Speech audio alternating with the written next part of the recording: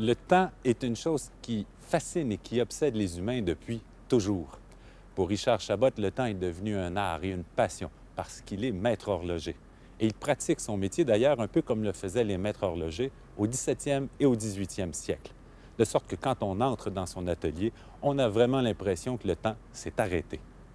Le reportage que je vous propose maintenant s'est mérité la plaque de bronze au 44e Columbus International Film and Video Festival. Le reportage, La mémoire du temps.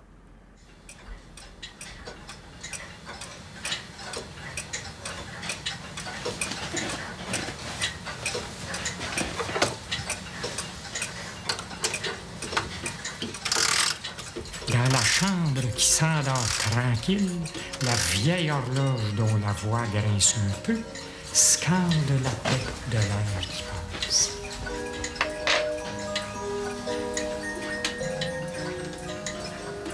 Elle est si vieille que la mémoire est presque perdue de l'endroit où on la fit et que le nom est effacé de l'artiste qui la sculpta.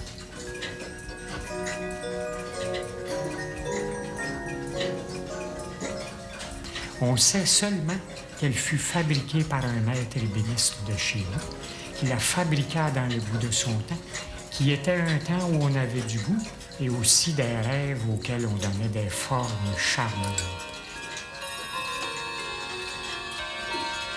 Les sculptures dont elle est ornée, les guirlandes de roses qui s'épanouissent à son front, l'étain où les chiffres sont gravés parmi les arabesques, et le cuivre fantaisiste de son cadran. Tout cela est tellement familier à nos yeux que cette chère vieille horloge, à laquelle nous tenons tous, appartient au cercle de la famille.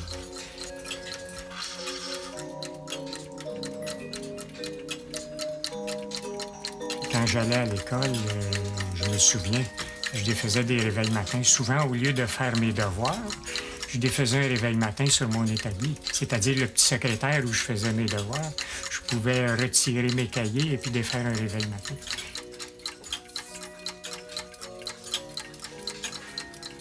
La première journée que je suis entré à l'école d'horlogerie, pour moi, c'était un très grand moment. Là, on dirait que j'entrais là, dans le monde que j'ai tant rêvé. Et puis, c'était pour moi le début d'une grande découverte, disons le début de recherche, de passion, le début d'une grande aventure. C'est ça que je voulais dire, le début d'une grande aventure. Et puis, me connaissant très jeune, je voulais aller lentement, de façon à déguster chaque étape, petit à petit.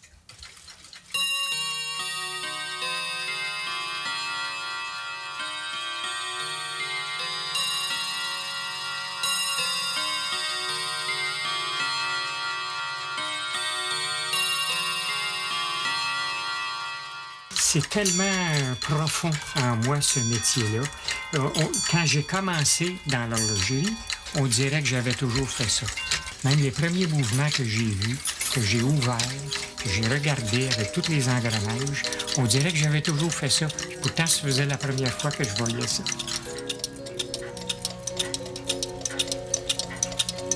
C'est parfaitement intelligent quand on regarde ça.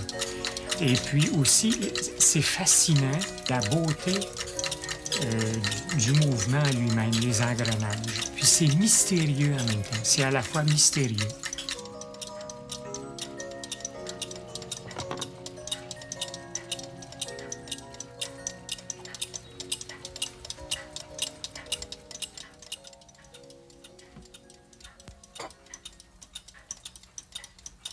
Elle date de quelle année, ce montre-là? Ah, Jonathan, ce montre-là, elle a plus de 2 siècles. En réalité, elle date de 1720. Avec cette montre-là, on peut dire que c'est le tout début des montres à répétition. Jonathan, t'en apprends des choses avec ton père depuis que t'es tout petit. Est-ce que tu penses que tu vas être horloger comme lui? Non, il aurait fallu que je commence plus jeune. Plus jeune? Mais parce que c'est long à apprendre. Puis j'ai pas la passion aussi avancée que lui. Mais est-ce qu'il t'a transmis une autre passion? Ben, il m'a peut-être appris inconsciemment à aimer l'art puis la beauté. Et la musique? Oui, mais je pense que ça vient plus de moi-même. Par contre, à force d'entendre la belle musique, j'y suis peut-être pour un petit brin dans ça. Disons un petit brin.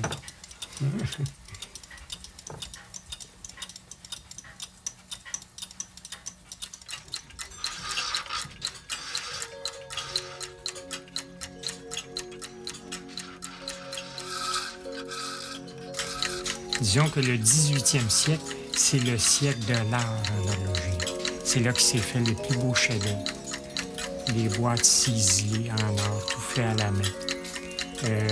Les ciselures, des mouvements, les coques ajourées. Le 18e siècle, c'est un siècle extrêmement passionnant pour l'horlogerie. C'est un monde, malheureusement, effacé, presque effacé, mais que j'ai la grande chance de faire renaître.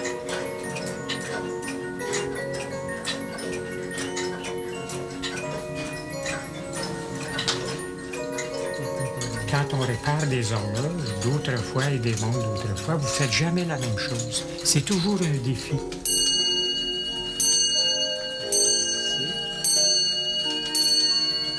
On dirait que des fois, on entre un peu en contact avec ces personnages-là d'époque. Le fait de refaire les mêmes gestes avec les mêmes outils, automatiquement, c'est comme si j'entrais en contact avec ces personnages-là d'époque. Il faut vous sauver l'horloge, vous réglez l'horloge que vous avez sauvée pour la rendre à son maximum de précision. Et là, c'est intéressant parce qu'en même temps, vous la contemplez, c'est vous qui lui avez donné la vie. Vous êtes avec le temps, vous soignez le temps. Le temps est avec vous. Quand vous entendez sonner une horloge, disons, du 18e ou du 17e siècle, disons début 18e siècle. Puis l'horloge, elle a toutes ses pièces authentiques, dont sa cloche est authentique. À ce moment-là, vous entendez le même son de cloche que nos ancêtres du début du 18e siècle ont entendu.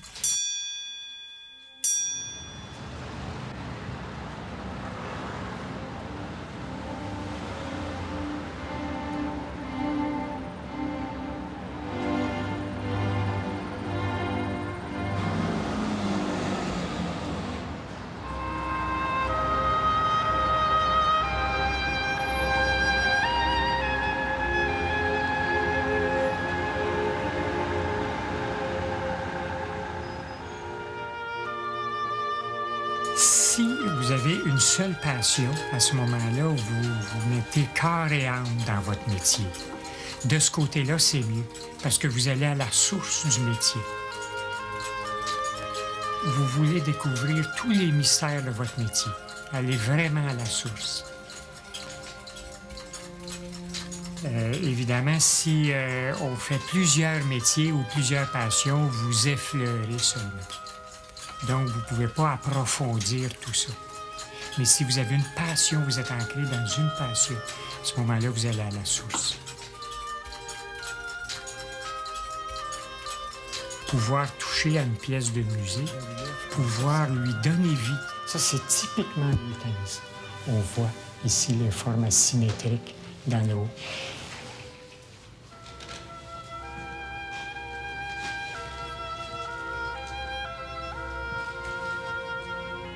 Vous avez vu les sculptures en relief, c'est pas extraordinaire. De nos jours, il ne faut pas mettre son absolu dans quelque chose comme je fais moi-même. Évidemment, à travers les années, à un moment donné, vous ne pouvez plus reculer. Avec tout ce que vous avez fait, votre vie est dans ça. Vous ne pouvez plus reculer. Évidemment, de mon côté à moi, je ne voudrais pas reculer. C'est trop passionnant, puis j'ai été loin, puis j'ai pas fini. J'ai encore des recherches à faire.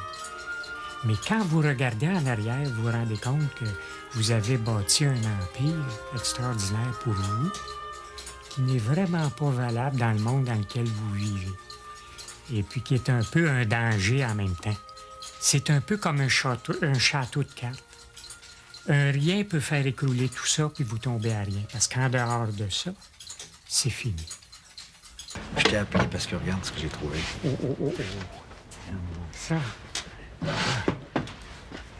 Oh, à chaque fois, tu montres quelque chose d'inusité.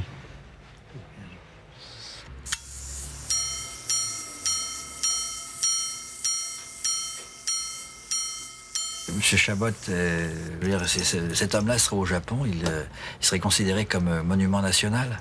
Il recevrait une rente de l'État. Heure 14 heures.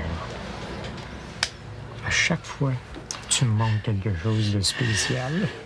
Quelqu'un qui soit autant animé par son savoir que lui, j'en connais pas beaucoup. Et si le jour où il va partir, ça va partir avec lui. C'est ça qui est regrettable. Ouais. Si tu veux, je peux te montrer un autre trésor. Cette montre-là Oh, c'est superbe, ça. date du milieu du 18e siècle. Même est supposée, d'après les livres, être antérieure à 1750. Elle est art, scène mythologique, Elle est de toute beauté. double boîtier. Je vais te montrer ça. Hein? Ici, on voit le deuxième boîtier.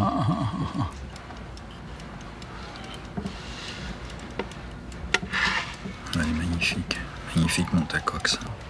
Regarde la petite serrure ici. Là, attention, tu vas voir une merveille. Ça, c'est le dessert, c'est le cœur de la montre, c'est un bijou. Regarde ça. T'es prêt? Regarde ça. Ça, ici, c'est un... Ouais. C'est de la dentelle, la dentelle. Hein. Son cœur rebat comme à l'époque.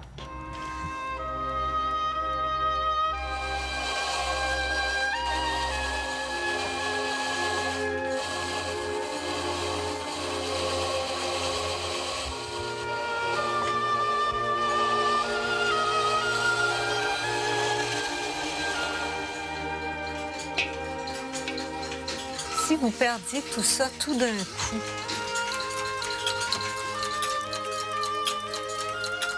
Ah ben, disons que pour moi, la vie n'a plus aucun sens.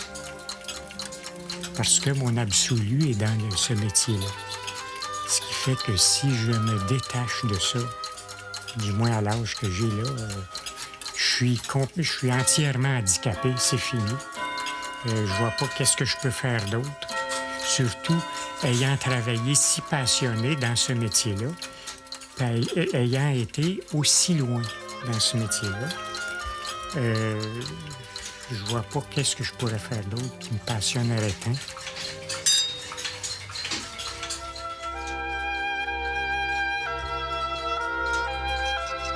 Il y a toujours l'inquiétude, hein, c'est comme tout le monde. Ce que vous avez bâti peut s'écrouler facilement. Et puis c'est inquiétant, c'est sûr. Mais si vous pensez à ça, vous ne faites rien. À ce moment-là, si vous avez des qualités dans quelque chose, il faut aller à la source. Et puis il faut vous donner corps et âme dans ça. Même si ce n'est pas le siècle, même si vous ramez à contre-courant.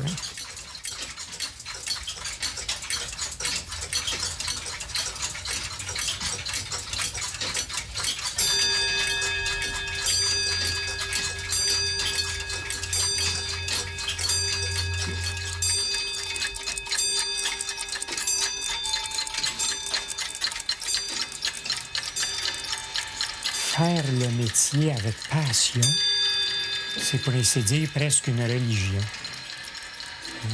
À ce moment-là, c'est ce qui fait que peut-être qu'il y a un côté mystique au métier sûrement.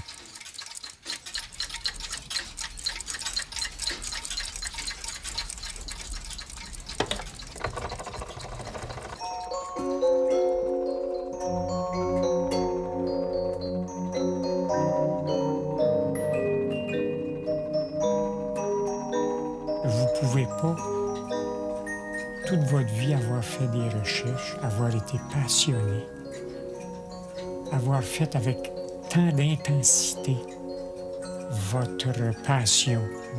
J'allais dire votre métier, mais dans mon cas, c'est plutôt, comme vous dites, une religion.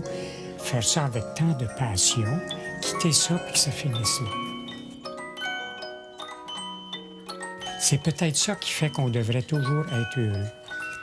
c'est le fait qu'on ne sera jamais pire que ce qu'on est actuellement.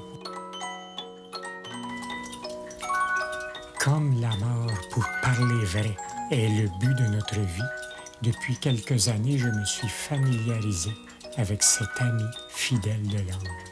Son approche me terrifie encore, mais je la trouve consolante et je remercie Dieu de m'avoir permis de voir en elle la clé du vrai bonheur. Je ne me couche jamais le soir sans penser que peut-être je ne verrai pas un autre jour. C'est une lettre que Mozart a écrite à son père le 4 avril 1787.